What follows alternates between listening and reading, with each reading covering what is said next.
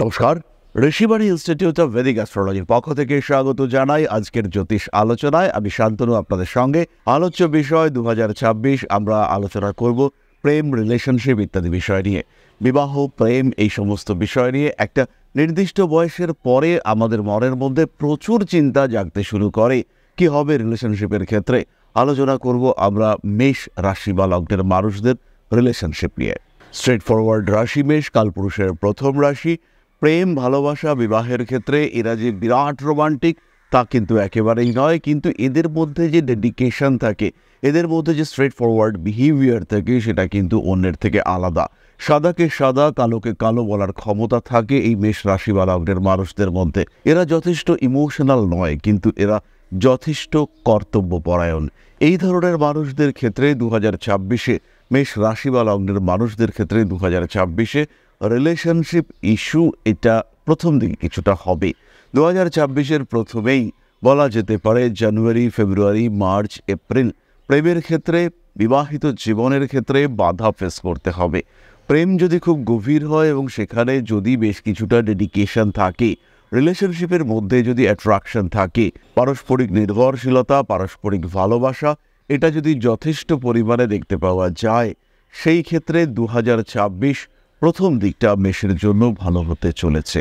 2026-এ নতুন সম্পর্কে সংযুক্ত হতে পারেন মেষ রাশি, মেষ লগ্নের মানুষরা, এবং 2026-এর মে, জুন, সেপ্টেম্বর, নভেম্বর এই সমস্ত মাসে আপনার জীবনে নতুন সম্পর্ক সৃষ্টি হওয়ার সম্ভাবনা অবশ্যই দেখতে পাওয়া যাবে। 2026-এর এই সময়গুলিতেই, অর্থাৎ ফেব্রুয়ারি, মার্চ, এপ্রিল, সেপ্টেম্বর, নভেম্বর এই সময়গুলিতেই কিন্তু স্বামী স্ত্রীর মধ্যে সখ্যতা বাড়তে দেখতে পাওয়া যাবে।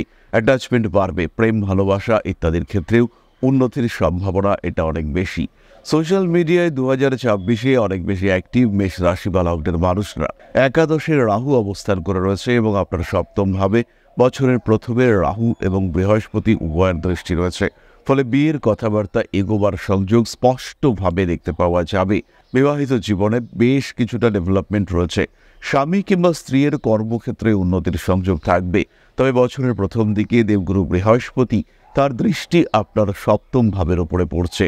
এর কারণে স্বামী অথবা স্ত্রীর শরীর স্বাস্থ্য নিয়ে, তার হজম সমস্যা বা তার সুগার লেভেল ইত্যাদি সংক্রান্ত বিষয় নিয়ে কিছুটা দুশ্চিন্তা বাড়তে দেখতে পাওয়া যাবে মেষের ক্ষেত্রে।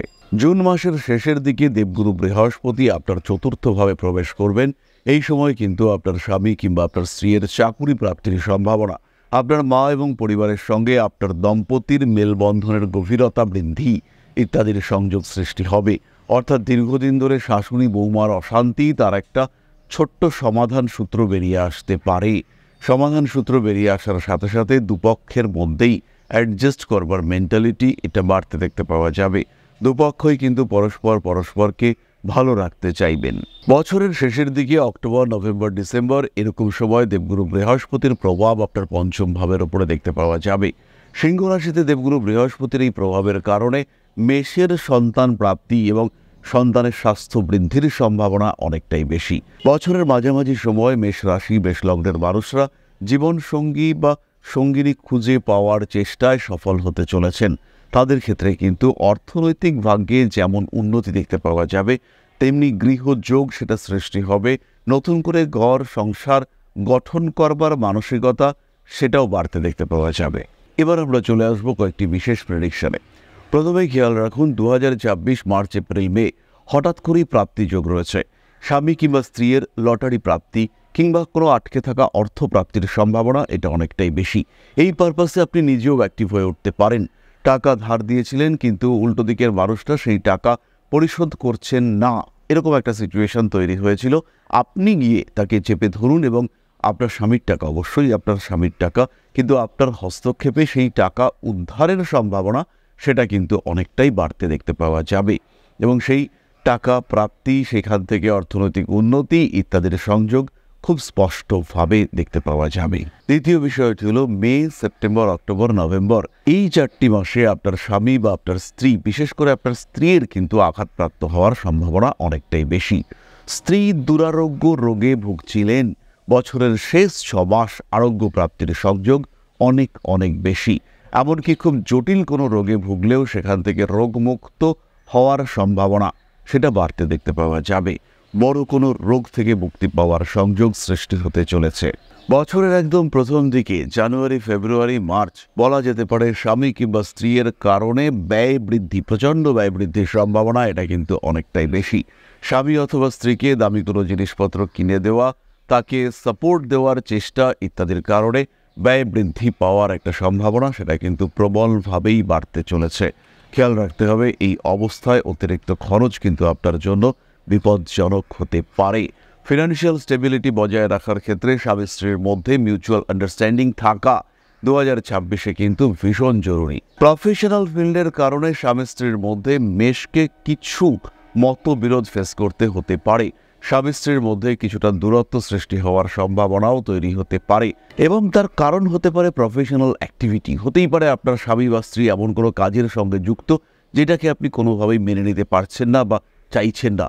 হতেই পারে স্বামী কিংবা স্ত্রী কর্মক্ষেত্রে একজন মানুষের সঙ্গে রিলেশনশিপে জড়িয়ে পড়লেন এবং সেই কারণে আপনার মধ্যে একটা অশান্তির বীজ সৃষ্টি হলো। এটা কিন্তু 2026-এ সৃষ্টি হতে পারে এবং তার কারণে স্বামী স্ত্রীর মধ্যে দূরত্ব বৃদ্ধির সম্ভাবনা খুব স্পষ্টভাবেই দেখতে পাওয়া যায়। সুতরাং একটু সচেতন হতে হবে। বছরের প্রথম দিকে বিয়ের সম্ভাবনা থাকছে এবং তীব্রভাবে থাকছে। 2026 মেষ রাশি বা লগ্নের বিবাহিত জীবনের জন্য বেশ ভালো একটা বছর। এরপরে আমরা চলে আসবো নাক্ষত্রিক আলোচনা প্রসঙ্গে। খেয়াল রাখতে হবে প্রথম নক্ষত্র অশ্বিনী। স্বামী কিংবা স্ত্রীর শরীর স্বাস্থ্য নিয়ে দুশ্চিন্তায় পড়লেও অর্থনৈতিক দিক থেকে হিউজ সাপোর্ট পাবেন স্বামী কিংবা স্ত্রীর কাছ থেকে। বিবাহিত জীবনের কারণে বা বিবাহ করার কারণে খরচ বাড়তে দেখতে পাওয়া যাবে।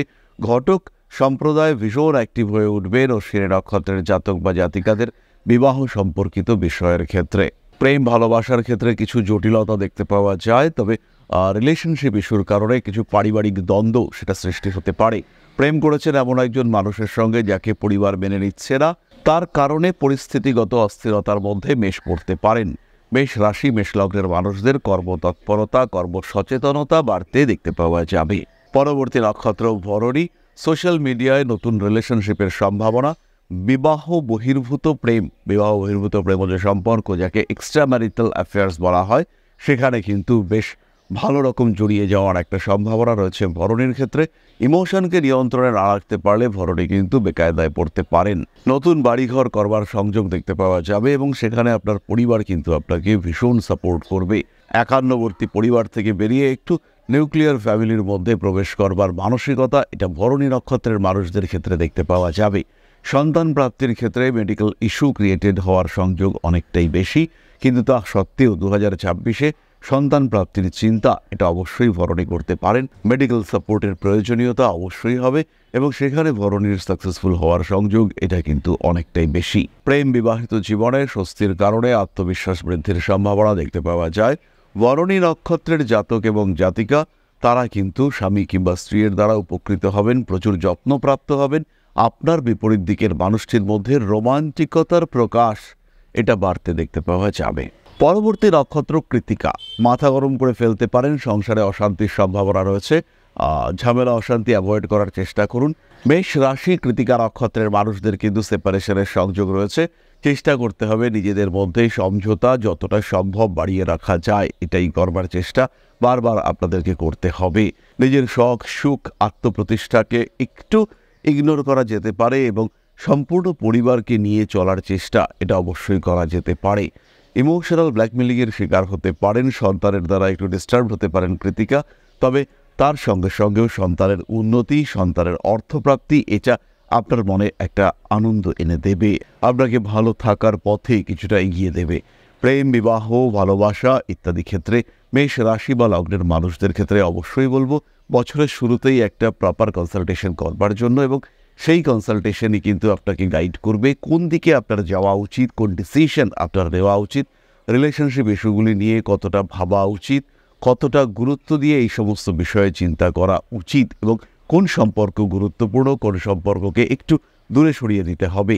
রিলেশনশিপ টক্সিক হওয়ার আগে তাকে জীবন থেকে বাদ দেওয়ার চেষ্টা করা উচিত। সুতরাং মেষ রাশি বা লগ্নের মানুষদের বছরের প্রথমেই একটা পরিকল্পনা করতে হবে এবং রিলেশনশিপ ম্যানেজমেন্ট এই ব্যাপারটাকে কিন্তু গুরুত্ব দিতে হবে। প্রত্যেকটা সম্পর্ক যারা আমাদের জন্য গুরুত্বপূর্ণ তাদের জন্য আপনাকে ভাবতে হবে। হঠাৎ ডিসিশন, হঠকারী ডিসিশন এগুলো নেওয়া যাবে না। সঙ্গের মানুষটাকে যাতে ডিস্টার্ব হতে না হয় তার প্রচেষ্টা আপনাকে অবশ্যই করতে হবে এবং তার ফলেই কিন্তু আপনি ভালো থাকবেন। আপনার ভালো থাকা অনেকটাই উল্টো দিকের মানুষটার সুস্থতার উপরে ডিপেন্ড করবে। প্রয়োজন হতে পারে কিছু ট্রিটমেন্টের, প্রয়োজন হতে পারে কিছু মেন্টাল সাপোর্টের। প্রত্যেকটি ক্ষেত্রে কিন্তু আপনাকে একটু বেশি সচেতন হতে হবে এবং তখনই কিন্তু আপনি ভালো থাকার পথটিকে, ভালো রাখার পথটিকে আরেকটু মসৃণ করে তুলতে পারবেন। তাহলে আজকের ভিডিওটিকে আমরা আর দীর্ঘায়িত করব না। দশা নির্দেশ করবে, আপনার গ্রহ অবস্থান নির্দেশ করবে কি ঘটবে আপনার ভাগ্যে। তাই অবশ্যই এই বিষয়গুলিকে গুরুত্ব দিতে হবে।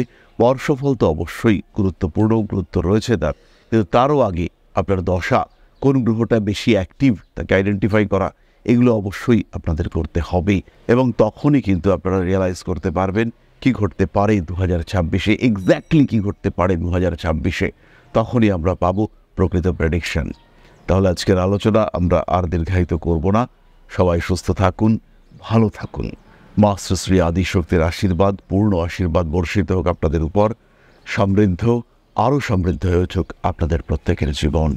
জয় মা আদিশক্তি। নমস্কার।